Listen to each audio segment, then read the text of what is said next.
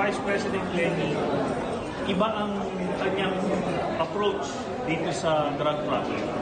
Kaya hindi pwedeng pagkahatian nila yung authority and responsibility. So it's either buo or wala. Siya lang pala, hindi siya people. Pero kung ibigay sa kanya yung lahat ng authority, naniniwala kayo na eto talaga, he will succeed? Definitely, ano? Dahil hindi mo kasi pwedeng sabihin na nagtagumpay itong drug program or policy ni Duterte kasi libo-libo ngayon namatay. Tapos tuloy-tuloy yung pumapasok na droga, tapos dumataas pa rin yung mga numero ng mga adik. So, by any measure, by any standard, palpak ito naging programa at polisiya ni Duterte. So, kailangan palitan.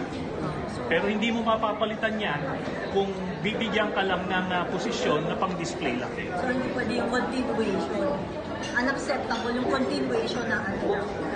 Yung ginagawang na polisiya ngayon, it's a crime against humanity. So, kailangan palitan yon. Kaya nga, baka nga kung sumama pa dyan si Vice President Lenny, idadamay pa siya dito sa ano na to, sa kaso, sa crimes against humanity.